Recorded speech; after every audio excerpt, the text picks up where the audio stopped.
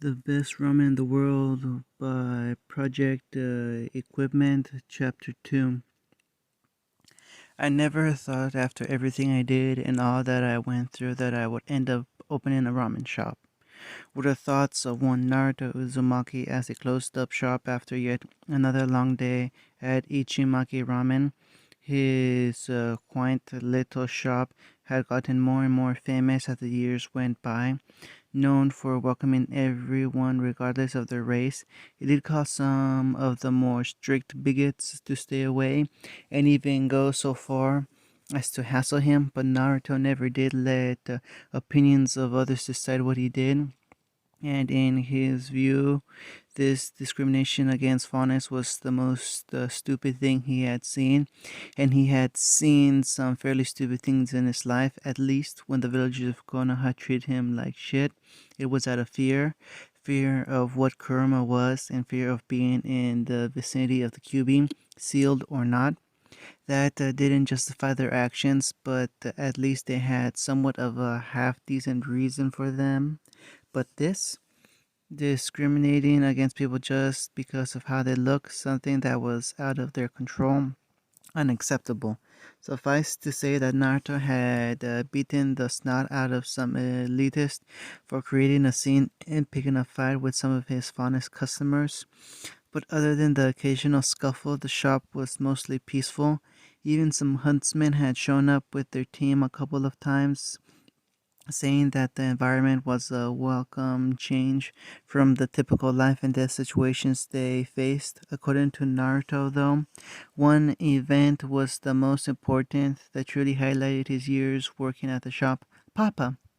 He smiled as he heard that familiar, chirpy voice and turned around just in time to see a small green blur barrel into his chest. He gently wrapped his arms around the fender and ruffled her hair. Ah, there you are. Ready to go, daughter? Daughter? His daughter. If anyone would have told Naruto 10 years ago that he'd have a daughter by now, he would have laughed in their faces. His memories of the treatment he received in his homeworld fresh in his mind. How was supposed to know that he would finally have a family of his own? But that was precisely what she was after he'd given her that first bowl of ramen. She had shown up again the next day, then the day after that, and he always gave her as much ramen as she wanted, along with other healthy foods, of course. Until one day in the second week of this routine, she hadn't come back. He had waited till closing and even kept the shop open an hour later. When she didn't show, he'd gotten worried. Naruto wondered whether he should go and check or leave her be. She only came once a day, so that meant she had something else to eat during the day, right? Right? But however logical he tried to convince himself, he was still Naruto Uzumaki at heart. He loved helping and protecting his precious people, and Little Emerald had fast rocketed to the very top of that list, as he didn't really know many other people in Vecchio. So he closed up shop and decided to go and check if she was alright, and he was glad he did. Flashback 6 months ago. Naruto didn't just want to speed around the city looking for her, so he got into a meditative position and stilled. A few seconds later, his eyes gained an orange pigmentation, a sign of his use of senjutsu. He put out his feelers and looked for Emerald. He always found her by the color of her aura, which was ironically green. He located her quite quickly, about a mile away from himself in the poorer part of town. He released his senjutsu and concentrated on the horizon seal he had placed on her hand. He had given it to her and instructed her to channel some aura into it if she were ever in danger. But Emerald was Emerald, and Naruto knew that she was too prideful to ask him for help, even if she trusted him not to hurt her anymore. So without wasting any more time, Naruto vanished in an orange flash, his own variation of the technique created by his father. When he arrived, the sight made his blood boil. Emerald was hunched over next to a dumpster, curled up into a ball and sobbing her eyes out. She was crying so hard that her entire frame was shaking. He slowly inched over to her so as not to spook her. Then he saw the state she was in. She was still wearing the mint green dress he had given her, which he had created using his Babutsu Sozo no Jutsu, creation of all things. It had been very easy for him, and he had convinced her to take it instead of the tattered rag she usually wore. But now this dress was torn as well. Emerald had lost the bag of coins Naruto had also created for her. He was a genuinely nice guy. Sue him. Honestly, the only reason he hadn't outright adopted the little munchkin was that she had refused, saying that she didn't need anyone to help her. Well, a fat lot of good that did, he mused. Getting even closer and crouching next to her, he reached out to touch her shoulder. Just had he made contact, she flinched violently and stared at him with wide, unfocused, and teary eyes. She tried to get away, but she was already in a corner, so she curled up into herself even more than before. Naruto picked up her faint muttering due to his highly trained ears. Please don't hurt me. I don't have anything left to take. Please, please, please. Naruto's heart shattered into pieces as he heard her broken rambling, and he started having flashbacks of his own past. A faint pulse of soothing of chakra from his tenant snapped him out of his thoughts, and he mentally thanked them. She doesn't recognize who I am. She retreated into herself. Okay, enough is enough. I'm taking her with me if it's the last thing I do. Naruto knew that there was only one way of making her realize who he was and that he meant no harm. Closing his eyes, he was bathed in the familiar golden cloak of his Ashura form. His arm and comforting presence exuded outwards, calming the environment and making the trees in the area gain a bit more liveliness and color. It had an effect on Emerald as well. Her sobs were lessening and she was starting to calm down. Reaching down, he gently patted her head. She flinched again, but slowly looked up as if instinctively recognizing him. Red eyes regarded him for a brief moment, and her voice followed in a meek whisper. Mr. Naruto? The hope in her eyes made his heart break all over again, which led him to a series of questions. What happened to her? Why didn't she call me? Who did this to her? But now was not the time. He had a child to comfort. He raised two fingers in front of her face. Yes, it's me, M-chan. Can you hear me? How many fingers am I holding up? He asked in a soft voice. From his days as a shinobi, he knew the way to snap someone out of a panic attack was to ask random questions in quick succession. It seemed to be working as Emerald's breathing was calming some more. She shook her head and squinted a bit before replying in a small voice. 2. Yes, I heard you, Mr. Naruto. What are you doing here? You didn't show up for dinner, so I got worried. You would never have called me if it were up to you, so I came to check myself. The blonde leveled her with a stern glare, and clearly I was right, he admonished. Emerald seemed to shrink further in on herself, which made his eyes soften a tad. He was still mad at her for worrying him, though, but he would argue with her when she was feeling better. Sorry, Mr. Naruto, but I didn't want to trouble you. You already do so much for me, and I didn't want to burden you more, she murmured. Sighing in exasperation, Naruto reached down and started stroking her scalp. She snuggled up into his side and leaned into his hand and closed her eyes in exhaustion. Naruto wanted to make sure Emerald knew exactly how much she meant to him before he took her in for good. You silly girl, of course I would worry about you, he smoothed while continuing his ministrations. You're the most precious person in my life, M-chan.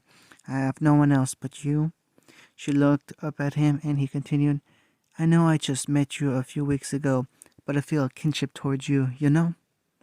Emerald looked at him. She looked long and hard. She scanned his face, his eyes, his soul, for any sign of deceit. After finding none, the girl looked down. The wall she had built up around her fragile heart for years of loneliness came crashing down around her. M teared up before hiccuping and smashing her face into his side. She started shaking, and Naruto realized that she was sobbing again. He gently embraced her and rubbed her back soothingly, all the while comforting her by whispering sweet nothings in her ears. After about 5 minutes, she calmed down enough to speak again. Her. She mumbled into his side, gently pulling her away from himself and facing her. He asked, "Can you repeat that for me, M-chan?" She looked away as if thinking over his offer. She was fighting a war with herself. Years of growing up alone had taught her one thing, that she could trust no one. The moment she let her guard down, someone would stab her in the back and steal whatever food and possessions she had on her. Hell, she had done it herself many times. So by all accounts, she shouldn't trust this man. Surely he was waiting to strike the moment she started to trust him, just to prove that all people were evil, that his daily ramen treat was just a trap to bring her hopes up and watch sadistically as they all came crashing down. Then why? Why did she trust him? Could she even trust him? She thought. She hadn't led her astray yet, and no one had waited this long to betray her before. But he will. A malicious voice whispered in her head. Everyone always does. No one cares about you. He has to have some sick plan in his head. Yes, there had to be something, she reasoned. She just couldn't wrap her tiny little head around the fact that Naruto, anyone, could be nice to her just for the sake of being nice. With new defiance and denial in her eyes, she glared weakly at him. Why do you care so much? Her voice began in a whisper, but gradually turned into a shout. What's in it for you? No one is nice to me. No one cares about me. But you seem to. You gave me food, this dress, and even money. What do you want from me? She finished, with all her emotion in that last shout. She was crying openly again now. Naruto, to his credit, took the outburst with a calm face. He could relate so much to this girl that it was frightening. He looked at her with a gaze of complete understanding. Is this what I would have turned into if I didn't have the old man Hokage? He thought inwardly. He realized that the girl was lying to herself. She wouldn't listen to reason as she was right now, and if he just took her with him despite her complaints, it would accomplish nothing. She'd just run away at the first chance she got. So he decided not to use any words at all. It was time to try out if his ancestor Hagoromo and Sensei Jiraiya were really right in their worldview. It was time to use the most prominent power he had, the ability to connect hearts and minds, the power of complete understanding among two people, the power of Ninshu. This was a massive step for him, he mused. Ninshu was a soul bond of the highest, most profound level. It barred your entire being to the other person and connected you at your core. It required a lot of trust in each other. He wasn't going to go around giving people chakra, but even then he was hesitant to form such a close bond with someone, reluctant to form bonds again, afraid of what people would think of him. But looking at the angry crying girl sitting in his lap, he made his choice. She needed this. He needed this. This would do them good. For her to trust him, he had to do the same for her. They both needed someone to accept them wholeheartedly, flaws and all. Trust was a two-way street after all. Wordlessly, he raised his fist and held it out to Emerald. The fact that she didn't recoil at the action gave him a measure of satisfaction.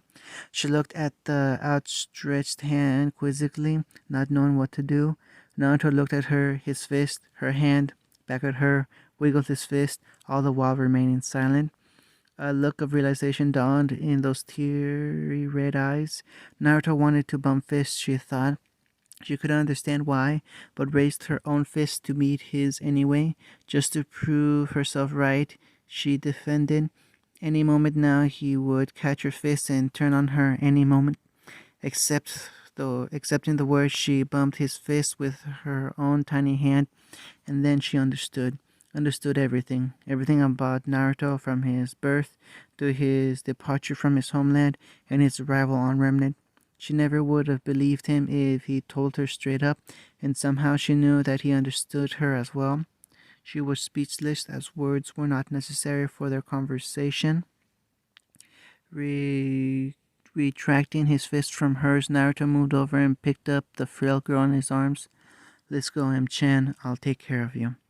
Em could only nod silently, hoping that her life would take a turn for the better. Only time will tell how right she was. Flashback end. After taking her home, he had fed her and let her heal. Apparently, some older kids had stolen her stuff and made off with it. He made a mental note to find those brats and give them a piece of his mind. Due to their new bond, Em had not run away and instead taken to calling him Papa. How his heart fluttered whenever he heard that word, Papa, Papa, Papa. His daughter's sing-songy voice snapped him out of his musing. Looking down, she was glaring at him while poking his cheek. "Yes, M-chan," he asked roughly in her hair. "What were you thinking about?" She tilted her hand cutely. She tilted her head cutely, which made Naruto resist the urge to squeeze the poor dear to death. "Nothing, Em. Just remembering some stuff. Let's go home, shall we? 'Kay?" Naruto finally had a family now. He had a lovely daughter, and he would protect her with his life.